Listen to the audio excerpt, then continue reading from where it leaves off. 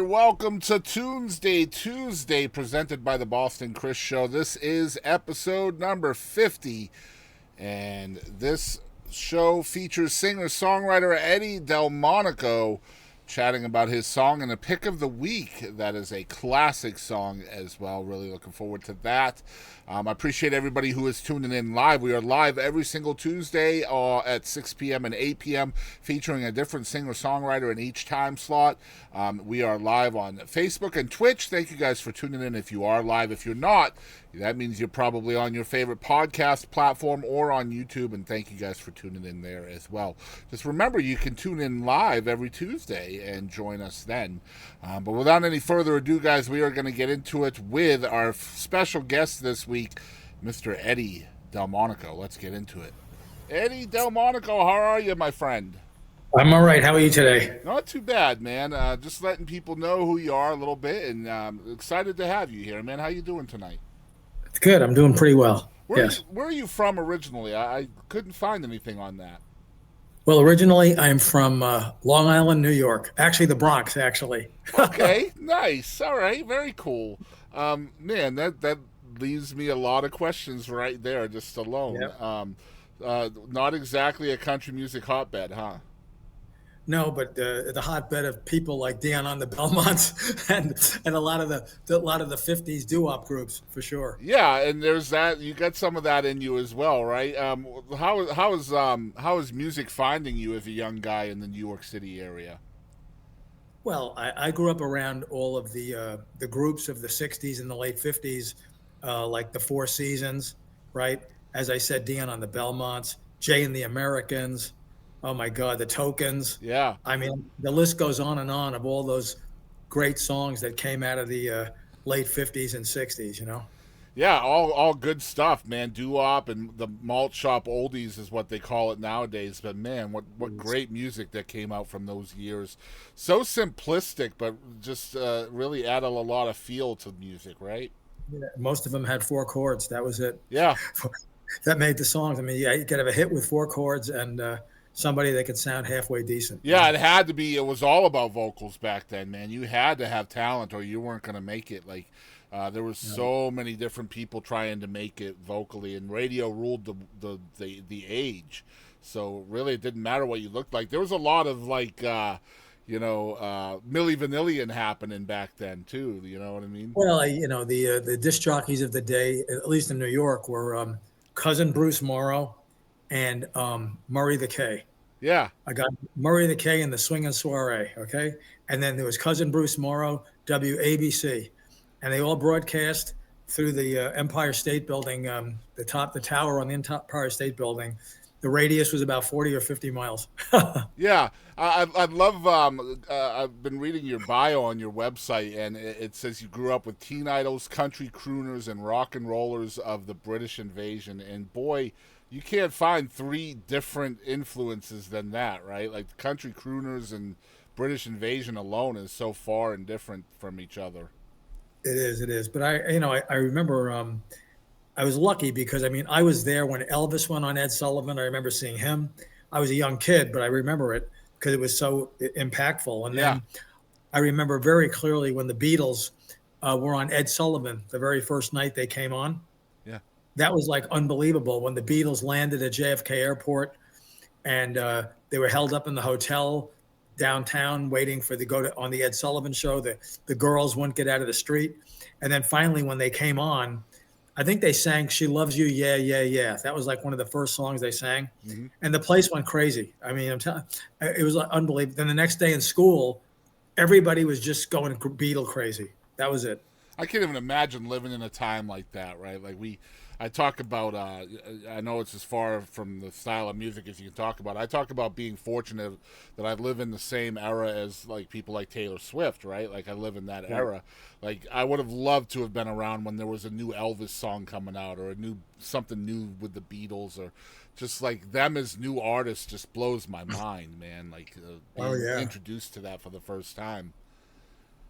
Yeah, it was really something. I mean, but not only was the Beatles came out, but as you know, right after them with the British invasion, oh my God, there was Jerry and the Pacemakers, Freddie and the Dreamers, There was so many groups from England that came here. Yeah, the right? Birds. Yeah, there was so It many. was unbelievable. Then the Dave Clark Five, then Petula Clark, who was Dave Clark's sister. Okay, Yeah, yeah. So, like, and it just kept on going. And Dusty Springfield was big back then out of England. Yeah. And then, but then Roy Orbison was always in the background.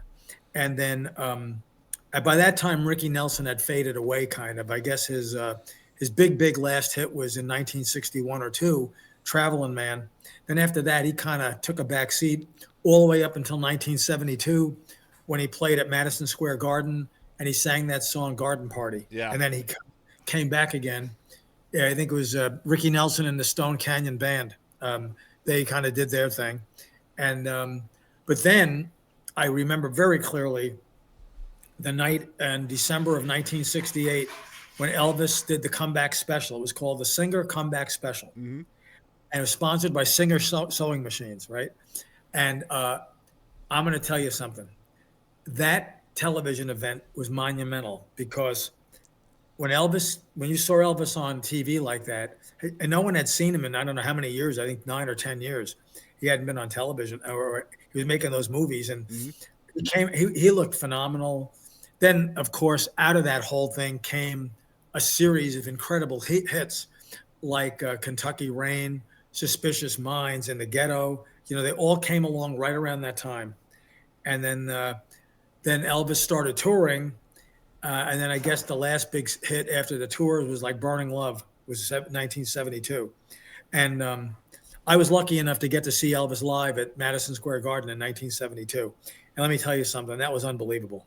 I can't even explain it. To this day, it's still the most intense, electrifying concert I've ever seen in my life. And I've seen a lot of them. I was only 8 rows away from Elvis. And he really was what everyone says he was, and then some. But it's just a shame the way he went downhill after that, Yeah, I've heard some great stories from people that were close to Elvis. I've been very blessed to get to chat with people that were in his inner circle. My mom was fortunate enough to see Elvis too at the Boston Garden. She wasn't 8 rows away though; she was in the nosebleeds. But man, she talks about it all the time, and it's just that one moment in time made her such a huge Elvis fan for the next 50 years. When did this become something you saw yourself doing though? Well, I was always interested in music when I was a kid. When I was like 8 or 9 years old, I began to play the guitar, and the biggest influence I had actually was Ricky Nelson, because again, you could ask your mother about this. Every week, I think it was Wednesday night or Thursday night, the Ozzie and Harriet show would be on. Sure. Okay, yeah. And then Ozzie Nelson was smart enough to use the medium of television in the late 50s to launch Ricky Nelson. Remember, he'd play a song after every show. Yeah. Okay. And James Burton was right there next to him. Okay, James Burton on the guitar, right? And speaking of Elvis's inner circle, James Burton. Well, yeah, there you go. There's James Burton, who of course went to play with Elvis, but he lived with Ozzie and Harriet and the family during the time when he came back from Louisiana, because Ozzie Nelson called him and wanted him to work with Ricky and back him up with the Imperials, because the Imperials backed up Ricky Nelson on all the background vocals, Okay. And they recorded at Imperial Records at the time, and or radio recorders. But Ricky Nelson was a big influence. My mother used to love Ricky Nelson. He was very clean cut, as you recall, back then. And he sang all those songs, Hello, Mary Lou, and all those great songs that he sang. And so I looked at him as a real idol to me. And then I began to learn some songs. And then throughout the 60s, I would write poems. And then as I got into high school, I began to write some of the songs similar to the ones you've heard on some of my cuts. And I never really did it seriously. Then, of course, I got older. I graduated high school. I worked. I joined the Navy. I came back. I got married. I had kids. I lived life. I had a job, So I was always fiddling around with the guitar. But then all of a sudden, actually, I went into the studio when I was 70 years old, which I had never done. Wow. And I went in there and I just played my guitar for this fella, Darren Shear, who's the owner of the Omnitone Studios. And he said, you might have something here. And he took my songs and he reorchestrated them. We updated them. and I had never been in a recording booth in my life. And what you see on my album is exactly what I did starting at 70. That's incredible, man. So I got to make up for lost time here. See what You I'm damn saying? straight do. Yeah, I understand. Oh That's it. man, you are an inspiration, Eddie. Well, thanks. I try hard. I'm going to be 73 in 2 weeks. 3 years in the business, essentially. Since I mean, not 3 years in the business, but 3 years Yeah. since you started recording. Yep. Are there regrets there, like looking back? Because I mean, life is important too, right? All the things you mentioned, all the different chapters of your life are just as important, I imagine. But do you wish you could have done it earlier? Yeah, I think so. I mean, I had some very good friends. One, namely, his name is Marcus Barone. You can look him up. He was he was really big into music, and he became a big executive with TriStar Pictures, Orion Pictures, Sony. He was a music director. We graduated high school together. So, he and I were good friends. I should have followed with him. Then another one, a guy named Vinny Giordano. If you look him up, Vinny Giordano and the Nighthawks. He is like a big band leader still in New York, but he's been in a lot of movies where they used the big band sound. So he became a band leader. Okay, and he's still very active today.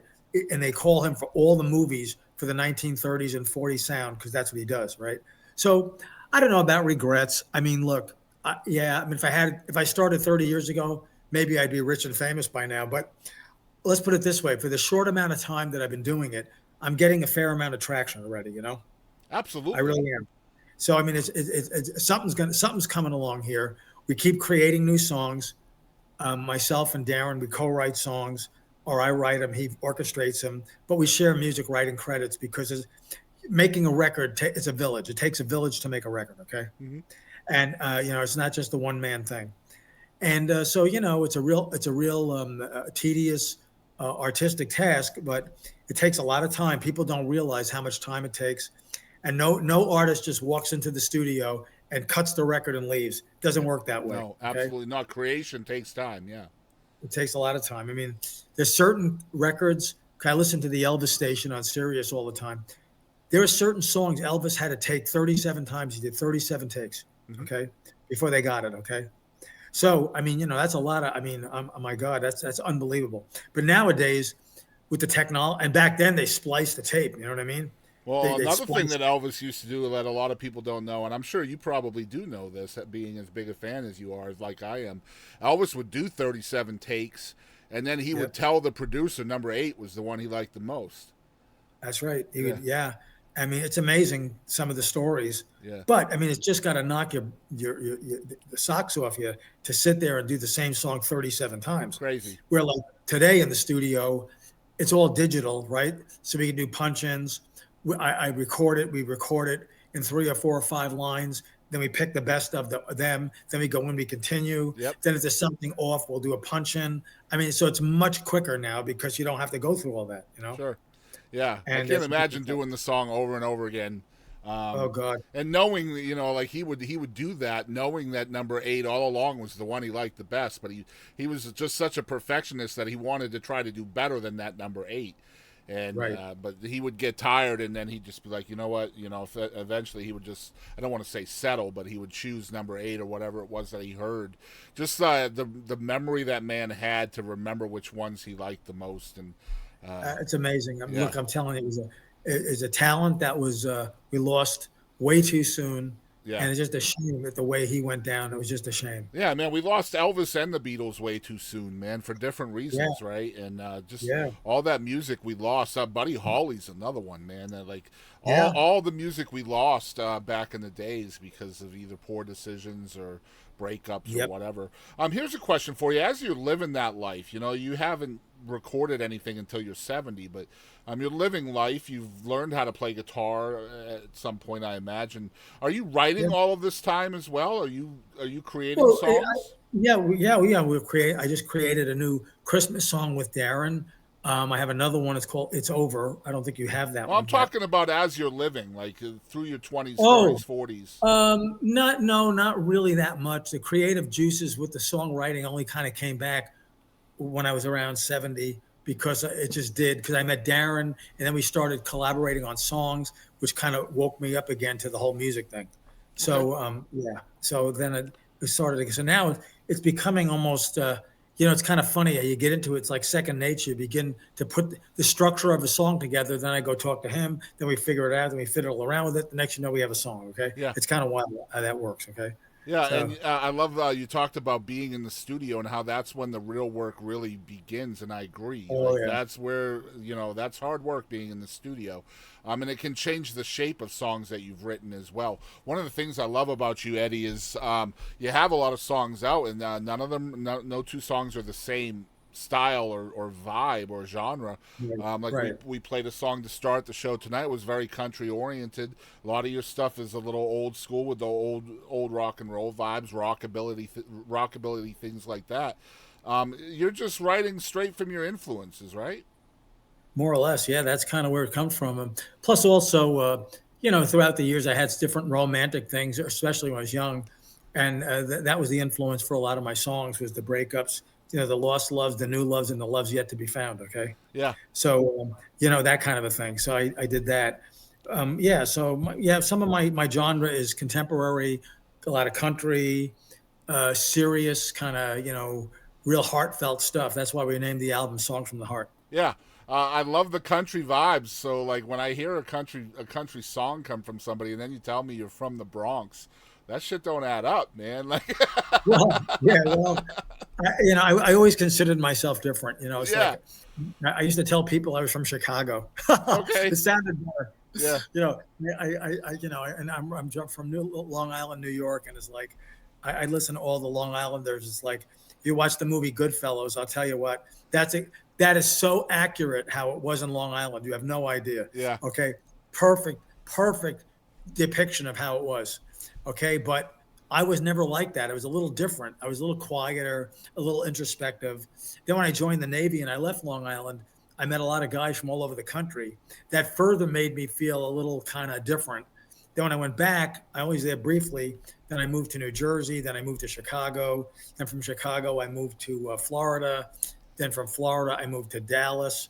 Then I moved to, to Arizona, and then I've been in Vegas here now 23 years. wow. So you and I have a very similar story. I'm from Massachusetts, south of Boston, and Ah, I left that area because of the Navy as well, joining the oh, Navy. really? Yeah, and much like you, I've been all over the place since. I've been in Mississippi and Florida and Virginia, and now I'm in Texas, and I've been in Texas since '01, and probably be here the day I die. So, There yeah, you go. yeah, it's just funny having similar stories. And I grew up as a very traditional country music fan as well because of my dad.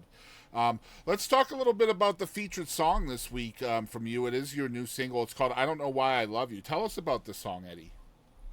Well, that one I created that song a long time ago, and it was all about a girl in high school that I liked, and that was just what I came up with. I don't know why I love you, right? So like, I mean, I just did, and then I wrote that song a long time ago. In fact, that's one of the first songs I played for Darren when I met him, because I walked in his studio, and frankly, I was intimidated because he said, "Okay, let me hear what you got," and I had never did it before, so I just sat there and strummed the song out, and he was actually recording me on the phone, okay, listening to it, okay, and he said, "I think you got something here." So then he said, "I'll call you in a couple of days." So he took the song and he kind of reorchestrated it, similar to what you hear on the record. And then I went in the studio and I cut the record. Then he added in all the background vocals and the other instruments and so on. But I mean, again, that's kind of the history of that. So that song actually is well over probably about 58 years old. Wow. Seriously. Really cool. Really Yes. cool. Yeah, good stuff. I do have a question from our live chat. I've been holding on to it, though, because Sure. we do have our pick of the week. And this week it's Eddie's pick of the week. And every week we ask our special guests to choose a song from a different artist that they would like to feature. And Eddie has picked Only the Lonely from Roy Orbison, just one of my favorite artists, and we've already mentioned Roy a little bit as well. So the question from our chat is, what are your thoughts on Roy Orbison? I've loved his ability to deliver perfect notes and timeless songs. Thank you. Yes. Well, first of all, if you look at my website, Only the Lonely is on there. I covered it. Okay. Yes. Yep. So I did a cover of Only the Lonely. Roy Orbison, and this is according to Elvis. Elvis said Roy Orbison was the greatest singer that ever lived. Elvis said, and it's documented, that he never wanted to be on a stage with Roy Orbison because Roy Orbison could outsing him. Okay, so I thought Roy Orbison had a phenomenal range. To my recollection, he had a 3-octave range. Okay, so therefore, I think Roy Orbison's phenomenal. Only the Lonely is a great song. That's why I picked it as a cover, and I did my best with it. Okay, but you could be the judge of it if you've listened to it. You got to let me know. I also did a cover of Maybe Baby, which is on my thing too, and both of those songs, by the way, are just out now as singles. They'll be coming out as singles. Yeah, I love your choice of covers that I see on your website here. Another one I really love is "Doing the Best That I Can." Oh yes, that's an Elvis. Yeah, an old Elvis song. Yeah, I love that tune as well. Donna's on here as well, which was Paul Anka, if I remember correctly. No. This is my own version of Donna. Is one I wrote about a girl named Donna in high school. It's different than Donna. No, Donna was Richie Valens. Richie Valens, yeah. You're thinking of Richie Valens. Yeah, okay? You're right. Diana was Paul Anka, right? Diana that was his babysitter, right? Yeah. So, Donna's a girl I went out with in high school.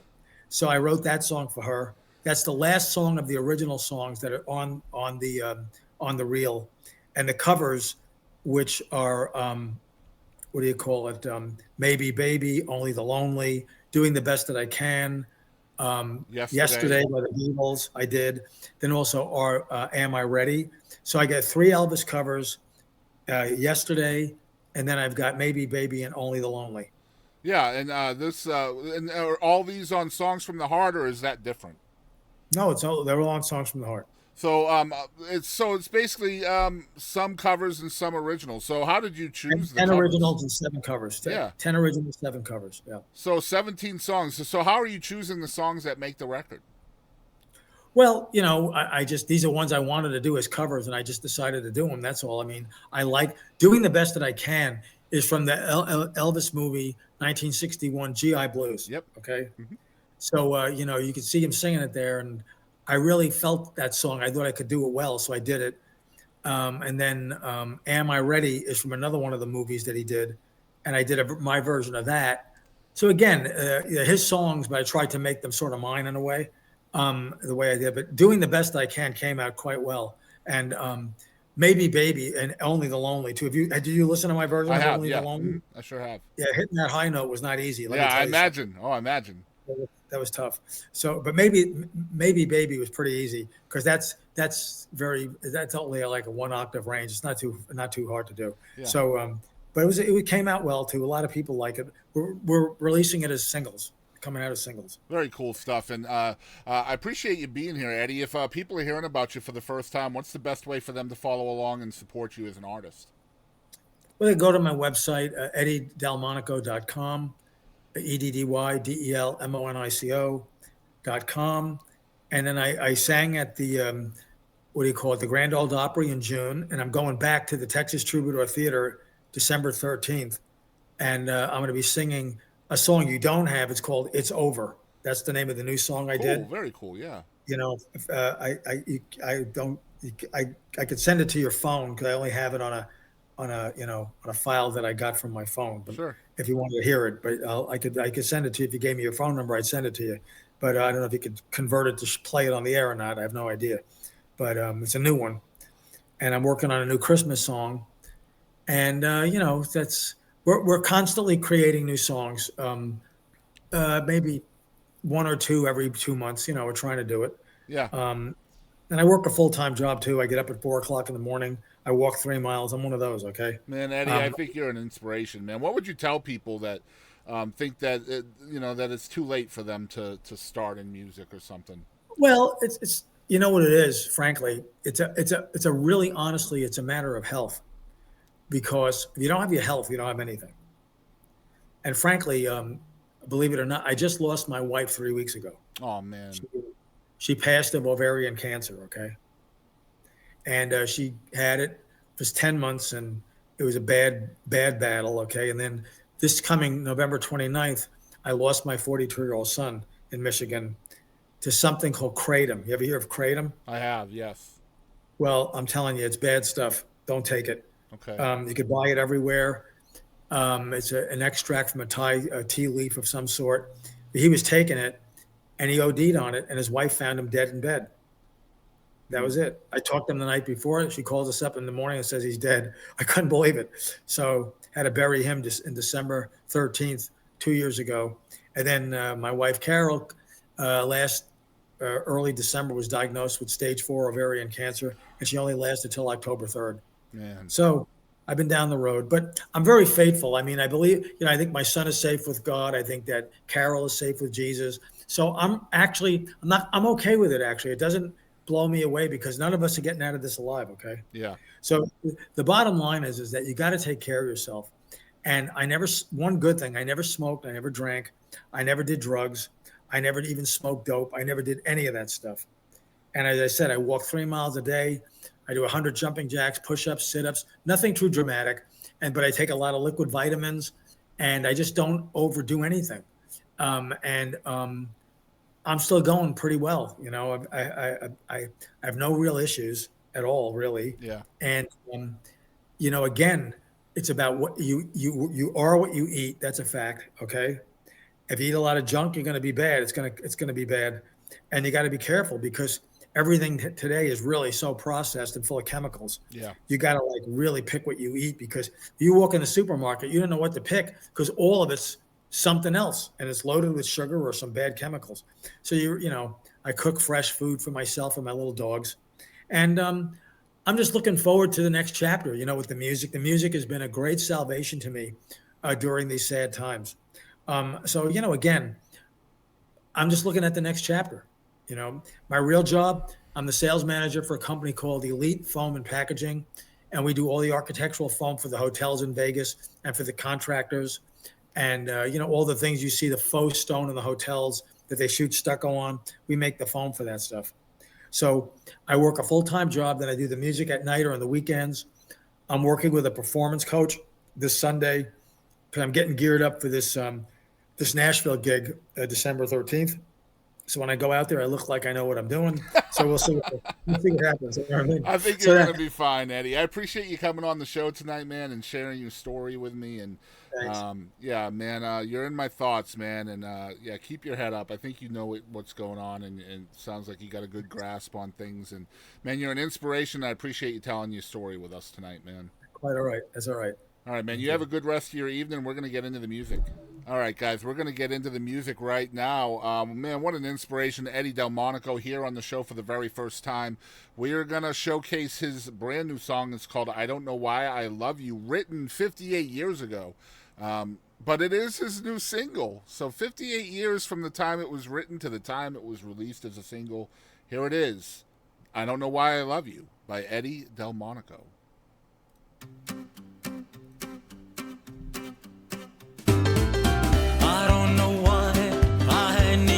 So I only know that I really do. And if you say that you really need me, girl, you know that I'm gonna be with you. I don't know why I want you so. I only know that I really do.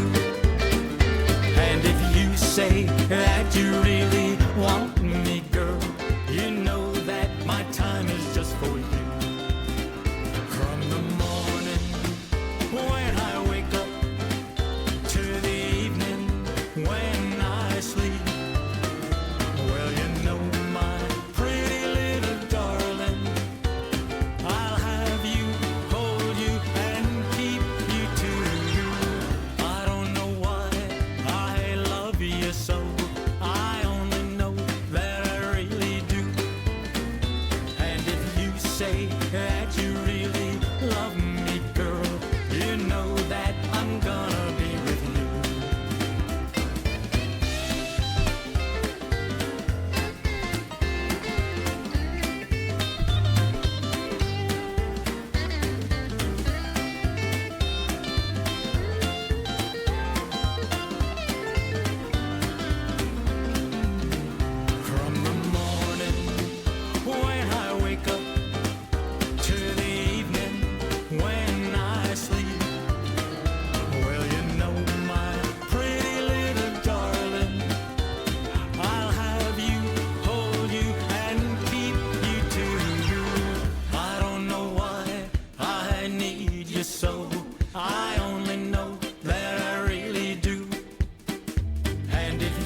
say that you really need me, girl, you know that I'm gonna be with you. From the morning when I wake up to the evening when I sleep, well, you know, my pretty little darling, I'll have you, hold you, and keep you to you. I don't know why I love you so, I only know that I really do. And if you say that you really love me, girl, you know that I'm gonna love you too. You know that my loving's just for you. You know that my loving's just for you. All right, Eddy DelMonico, Songs from the Heart. I Don't Know Why I Love You. Awesome stuff. Thank you so much, Eddy. And here is Eddy's pick of the week. Only the Lonely by Roy Orbison is Eddy DelMonico's pick of the week. Thank you once again, you guys, for tuning in to Tunesday Tuesday number 50, presented by the Boston Chris Show.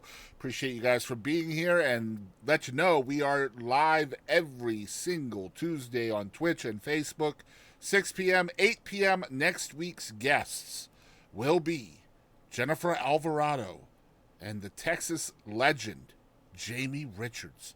Next week, live here on Tunesday Tuesday. Do not miss it. And thank you guys for watching tonight. Follow everywhere at The Boston Chris Show. Much love.